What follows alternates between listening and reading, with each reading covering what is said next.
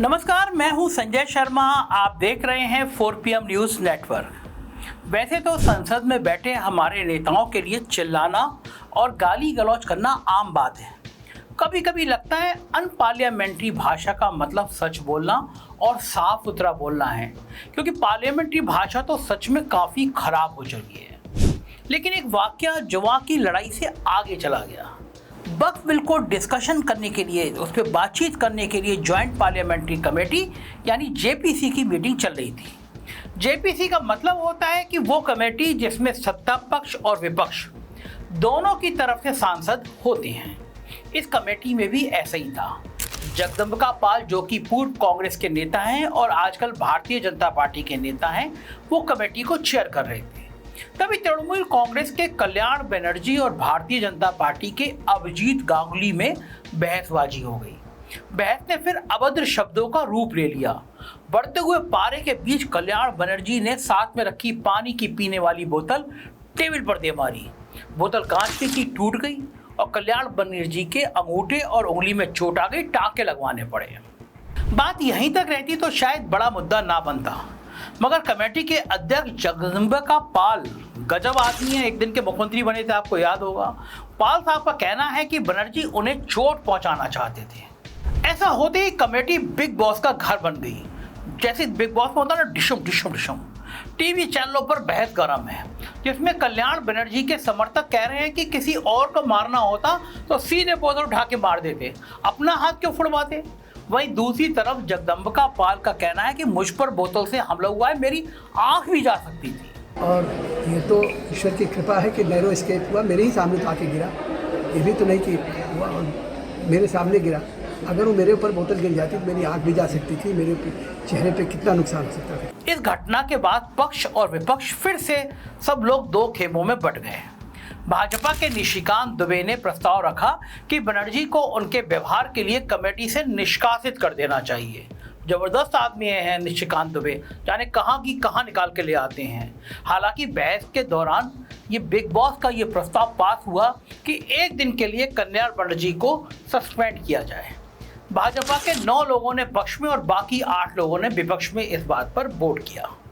आगे बढ़ने से पहले ये जान लेते हैं कि कल्याण बनर्जी और अभिजीत गांगुली आखिर है कौन, जिनके बीच में विवाद इतना बढ़ गया कि बोतल तोड़ने फोड़ने की नौबत आ गई। कल्याण बनर्जी तृणमूल कांग्रेस के नेता हैं। बंगाल के सेरमपुर इलाके से 4 बार के सांसद हैं। संसद में भारतीय जनता पार्टी की तरफ से जब शोरगुल किया जाता है तो ये विपक्ष की तरफ से ईंट का जवाब पत्थर से देते हैं, यानी चीखने चिल्लाने में कोई कोताही नहीं रखते हैं। लेकिन इनका नाम चर्चा में आया जब ये संसद के बाहर उपराष्ट्रपति जगदीप धनखड़ की मिमिक्री करते दिखे। धनखड़ साहब जिस तरह हाथ जोड़कर और झुककर यूं करके ड्रामा करके मोदी जी से मिलते हैं, उस बात का मजाक उड़ाया जा रहा था। धनखड़ साहब और भाजपा को यह हजम नहीं हुआ। धनखड़ साहब को तो बड़ी जोर की हरी मिर्च लग गई, क्योंकि भारतीय जनता पार्टी की खास खूबी है, वो स्कूल में पढ़ने वाले उस चिड़चिड़े बच्चे की तरह है जो सबका मजाक उड़ाता है, मगर जब अपने ऊपर मजाक बनता है तो सहन नहीं कर पाता। कल की मीटिंग से शुरू करते हैं।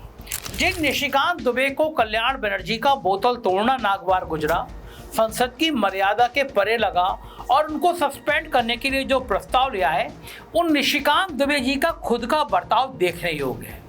पिछली सरकार में तृणमूल की महुआ मोइत्रा और निशिकांत दुबे की संसद में बहस अक्सर होती रहती थी, मगर जब महुआ मोइत्रा को भाजपा आईटी सेल के लोगों ने ट्रोल करना शुरू किया, धमकियां देनी शुरू करी, तो निशिकांत दुबे ट्विटर पर क्या लिखते हैं ये मैं आपको पढ़कर सुनाता हूँ। जिस महिला को बड़े छोटे का लिहाज नहीं, खासकर विकृत मानसिकता की शिकार बंगाल से आई एक महिला सांसद व मेरे झारखंड की विकृत विधायिका के लिए उनके लिए सभी कार्यकर्ताओं से आग्रह है कि हल्का कमेंट नहीं करें। अपने धर्म में वैशाली की नगर वधू तक को सम्मान समाज ने दिया है। हिंदी साहित्य जिसने पढ़ा है वो जानता है, नगर वधू का मतलब उस वैश्य से होता था जो राजा की प्रिय होती थी। अब सोचिए, ये हमारे सांसद जी हैं, क्या काबिल सांसद हैं जो अपनी साथी महिला सांसद को नगर वधू बता रहे हैं। और दुबे जी की ये इकलौती घटना नहीं है। दुबे जी का विवादों से पुराना नाता रहा है, पुरानी दोस्ती रही है। अगस्त 2022 की घटना है। निशिकांत दुबे, इनके 2 बेटे, साथ ही सांसद मनोज तिवारी और 5 लोग देवघर में थे।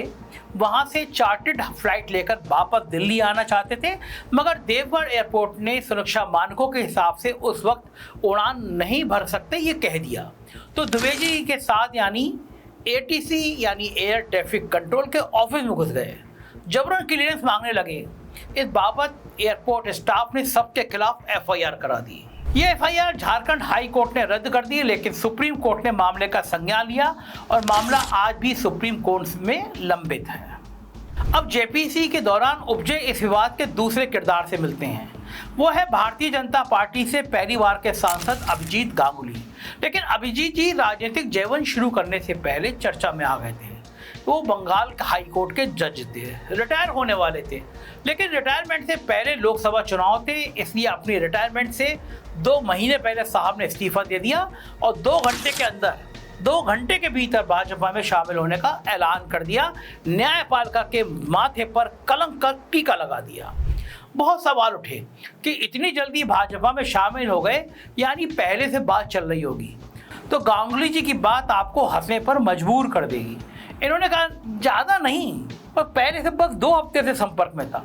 अब बताइए हाई कोर्ट के जज की क्या ताकत होती है। 2 हफ्ते छोड़िए, अगर कोई जज 2 दिन से भी संपर्क में है तो वो आखिरी दिन भी ऐसा फैसला सुना सकता है जिसका परिणाम किसी एक के पक्ष में बहुत दूर तक चला जाएगा। ममता बनर्जी हमेशा से कह रही थी कि जस्टिस गांगुली भाजपा के पक्ष में हैं। पिछले साल एक पेंडिंग केस को सुनते हुए उन्होंने इंटरव्यू भी दे डाला था, जिसमें उन्होंने कहा कि ममता के भतीजे अभिषेक बनर्जी को 3 महीने की सजा हो सकती है।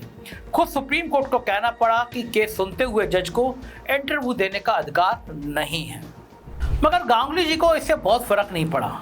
कलकत्ता हाई कोर्ट में इनका और विवादों का पुराना नाता रहा है।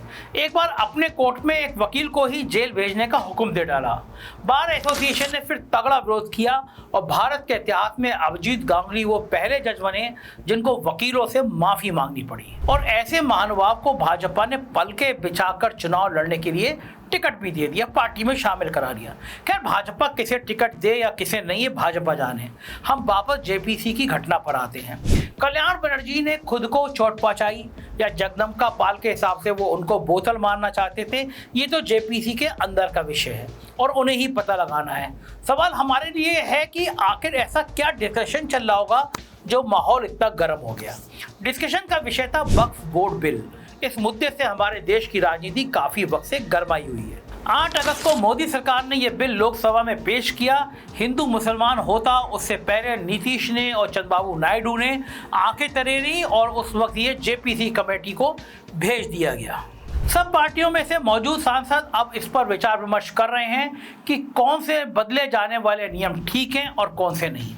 JPC ने जनता से भी सुझाव मांगे और इतिहास में पहली बार 1 करोड़ 20 लाख लोगों ने सुझाव भेज दिए। भाजपा के निशिकांत दुबे के अनुसार ये चीन का साइबर अटैक है, क्योंकि ऐसा कभी नहीं हुआ कि आम जनता से इतने लोगों के जवाब आ जाए। वहीं मुस्लिम पर्सनल लॉ बोर्ड का कहना है यह संख्या तो और भी ज्यादा होनी चाहिए थी, क्योंकि 5 करोड़ मुसलमानों ने जवाब भेजे थे। अब 1 करोड़ जवाब हो या फिर 5 करोड़, इस मुद्दे ने जनता में भी हलचल पैदा कर रखी है। व्हाट्सएप पर इस तरह के मैसेज चलाए जा रहे हैं कि हिंदू धर्म को बचाना है तो वक्फ बिल का समर्थन करो। अब आखिर में ये वक्फ बिल क्या बला है और हिंदू धर्म का इससे क्या लेना देना है, आइए मैं आपको दिखाता हूँ। वक्फ उस जमीन को कहते हैं जो इस्लाम धर्म में धार्मिक या सामाजिक कार्यों के लिए दान दे दी जाती है। दान देने के बाद वो संपत्ति सीधे तौर पर खुदा की संपत्ति मानी जाती है, यानी दोबारा से उस पर वारिसाना हक नहीं हो सकता। जो संस्था इस तरह की जमीनों की देखभाल और रखरखाव करती है उसे वक्फ बोर्ड कहा जाता है। आसान भाषा में कहें तो मान लीजिए किसी अमीर आदमी के पास 5 एकड़ जमीन थी और वो उसमें से 1 एकड़ जमीन दान दे दे और फिर जमीन पर कोई मस्जिद, स्कूल या अस्पताल बन जाए तो उसे उस इलाके का वक्फ बोर्ड संभालेगा। अखबारों के हवाले से तो हमारे देश में रेलवे और रक्षा मंत्रालय के बाद तीसरे नंबर पर सबसे ज़्यादा जमीन वक्फ बोर्ड के पास है। पूरे देश में 8 लाख के करीब ऐसी प्रॉपर्टी हैं जिन्हें वक्फ बोर्ड संभालता है, जिनका एरिया 8 लाख एकड़ के आसपास है। 1995 में वक्फ एक्ट लाया गया, जिसमें बताया गया कि वक्फ क्या है, वक्फ बोर्ड कैसे बनेगा उसके सदस्य कौन होंगे, अगर किसी संपत्ति को लेकर झगड़ा है तो उसका फैसला कैसे होगा। अब मोदी जी इसमें कुछ बदलाव चाहते हैं, जिसके लिए बिल आया है। और कमाल की बात यह है कि इस बिल का सबसे पहला मकसद इस कानून का नाम बदलना है। वक्फ एक्ट 1995 का नया नाम होगा एकीकृत वक्फ प्रबंधन सशक्तिकरण दक्षता और विकास अधिनियम। नाम बदलने में सरकार का कोई सानी नहीं है। मतलब मोदी जी कह रहे हैं कि वो वक्फ को सशक्त और दक्ष करना चाहते हैं। मोदी जी केवल मुसलमानों का विकास करना चाहते हैं, हिंदुओं से उनका कोई मतलब नहीं है। कम से कम ऐसी कहानियां सुन के तो ये लगता है उसका विकास चाहते हैं। मगर वक्फ के नेताओं और बाकी मुस्लिम नेताओं ने इस बात को खारिज कर दिया है। उनका कहना है कि सरकार इस्लाम धर्म के अंदर घुसना चाहती है और वो जमीनें छीनना चाहती है जिन पर इस्लाम धर्म के धार्मिक और सामाजिक काम चल रहे हैं।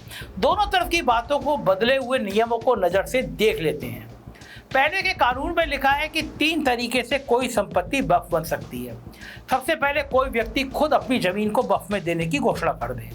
दूसरा तरीका, जब बहुत सालों से कोई ज़मीन धार्मिक कारणों से ही इस्तेमाल हो रही हो तो खुद भी वो वक्फ की संपत्ति मान ली जाएगी।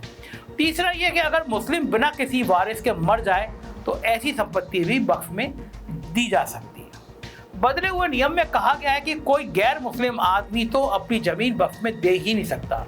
यानी कोई गैर मुस्लिम चाहे कि उसकी ज़मीन किसी इस्लामिक कार्य के लिए चली जाए तो वो ऐसा नहीं कर सकता, दान भी नहीं दे सकता। अगर वो ऐसा करने के लिए इस्लाम धर्म को कबूल भी कर ले तो भी बात नहीं बनेगी, क्योंकि कम से कम 5 साल तक उसे मुसलमान रहना होगा। खैर ये कोई इतनी बड़ी बात नहीं। पहली बात तो आजकल ज़मीन इतनी किसके पास है कि वो दान दे दे, और वो भी दूसरे धर्म को दान दे दे। वो पुराने ज़माने थे जब कभी कभी हिंदू राजा मस्जिद बनवा दिया करते थे या मुगलों ने मंदिरों के लिए ज़मीन दे दी हो। आज के धार्मिक कट्टरता के माहौल में तो लोग अपने मंदिर मस्जिदों में शांति से बैठे रहें, यही बहुत बड़ी बात है। असली मसला दूसरे नियम का है। सरकार ने नए कानून में कहा है कि अगर ये सिद्ध हुआ कि कोई ज़मीन सरकार की है तो भले वहाँ कितने भी वक्त से वक्फ बोर्ड का कब्जा हो, वो ज़मीन वापस सरकारी हो जाएगी। ऐसा एक मुकदमा दिल्ली हाई कोर्ट में पिछले 2 सालों से चल रहा है।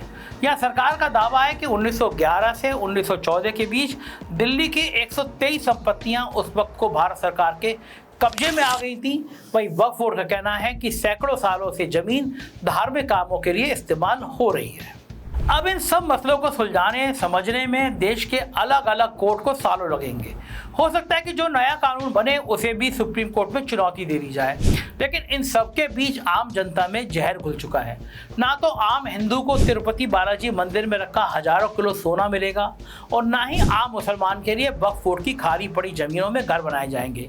लेकिन लड़ने लड़ाने के लिए इन्हीं आम हिंदू मुसलमानों के बीच नफरत का जहर घोला जा रहा है। एक तरफ मुसलमान धर्म के ठेकेदारों का कहना है कि धर्म पर इंसान का मौलिक अधिकार है, उसमें सरकार का दखल नहीं होना चाहिए। वहीं दूसरी तरफ हिंदू धर्म के ठेकेदारों का भी यही कहना है। हैरत में मत पड़ी है, उनका ये कहना सिर्फ मंदिरों के लिए है। कुछ बाबा कहते हैं कि सिर्फ हिंदू मंदिरों का रखरखाव सरकार के पास क्यों है, वो धर्म गुरुओं के पास होना चाहिए। मतलब जहाँ माल हो वहाँ पे बाबा लोग आ जाएंगे, बीच में एंट्री हो जाएगी उनकी। लेकिन जब इस्लाम धर्म और नए वक्फ बिल की बात आती है तो वो सरकार के दखल को सही बताते हैं। मतलब मंदिर में दखल नहीं दे सरकार, लेकिन वक्फ बोर्ड में दखल देते हैं, ये बाबा लोग चाहते हैं। कुल मिलाकर यहाँ राजनीति ज़्यादा है और समाधान कम, क्योंकि जो कुछ अच्छे समाधान सुझाए गए हैं उनका इतना विरोध नहीं है जैसे पहले वक्फ बोर्ड में जुड़ा जमीन का कोई भी फैसला वक्फ ट्रिब्यूनल सुनाता था और कानून के हिसाब से वही फाइनल था। अब नए नियम से उस फैसले को हाईकोर्ट में अपील हो सकती है। ट्रिब्यूनल के अंदर मुस्लिम महिलाओं और बोहरा मुस्लिमों की भी जगह दी गई है। इन बातों का मुस्लिम बुद्धिजीवी भी समर्थन कर रहे हैं। लेकिन पहले फैसले के निपटारे के लिए इस्लाम धर्म के जानकार का सदस्य होना जरूरी था, अब जरूरी नहीं है। उस इलाके के कलेक्टर को सरकार की तरफ से जमीन की जांच करने, उस पर कब्जा करने जैसी बहुत सारी ताकतें दे दी गई हैं और हिंदुस्तान में और खासकर यूपी जैसे राज्यों में कलेक्टर गुलाम बनकर रह गए हैं। सरकार के नेताओं के जूते उठाने के लिए तैयार रहते हैं। ऐसे में वो क्या करेंगे, कैसे इशारे पे करेंगे, आप जानते हैं। ऐसे नियमों से फिर लगता है कि सरकार का मकसद केवल मुसलमान नेताओं की ताकत को चुनौती देना है, ना कि आम मुसलमानों के लिए कुछ अच्छा करना। आने वाला वक्त बताएगा कि जेपीसी किस नतीजे पर पहुंचेगी। वहाँ गाली गलौज चलेगी, बोतलें फूटेंगी, राजनीतिक रोटियां सेकी जाएंगी या फिर सच में कोई नतीजा निकलेगा। किसी भी कानून का मकसद वर्तमान स्थिति को बेहतर करना होता है।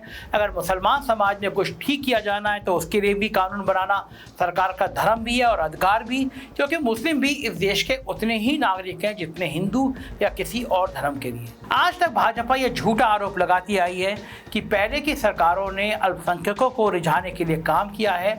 वैसे तो इस देश की 70% जनता भूख और गरीबी से जूझ रही है, जिसमें हिंदू भी हैं और मुसलमान भी। लेकिन फिर भी अगर मान लिया जाए कि पहले की जनता ने अल्पसंख्यकों को रिझाया और अब ऐसा नहीं करेंगे तो अच्छी बात है, लेकिन ऐसा दिखाने के लिए इसका उल्टा करने की जरूरत भी नहीं है। जहां ऐसे कानून बनाए जाएं या किसी कानून में कुछ नियम ऐसे रखे जाएं जो अल्पसंख्यकों को सताने का काम करें। किसी भी कानून बनाने की नीयत साफ होनी चाहिए। मोदी सरकार की नीयत कितनी साफ है ये आने वाला वक्त बताएगा। सबको समझ में आ रहा है कि मोदी सरकार किसी भी कीमत में मुसलमानों की हितैषी नहीं है, क्योंकि बीता वक्त इनके पक्ष में नहीं है। संसद में इनके नेता रमेश बिधूड़ी ने एक मुस्लिम सांसद के लिए गालियों और आतंकवादी जैसे शब्दों का इस्तेमाल किया, लेकिन कोई खास कार्रवाई नहीं हुई। उम्मीद है आने वाले वक्त में मोदी सबका साथ सबका विकास के अपने नारे को चरितार्थ करेंगे और चुनाव में कहेंगे नहीं कि मुसलमान आपका सामान ले जाएंगे, मुजरा हक की बात नहीं करेंगे, मुसलमानों के लिए नफरत की बात नहीं करेंगे। जब तक नहीं करेंगे तब तक आप मेरे साथ मिलकर सवाल पूछते रहिए और मुस्कुराते रहिए। चैनल को ज्वाइन करना और सब्सक्राइब करना ना भूलें। शुक्रिया, थैंक यू।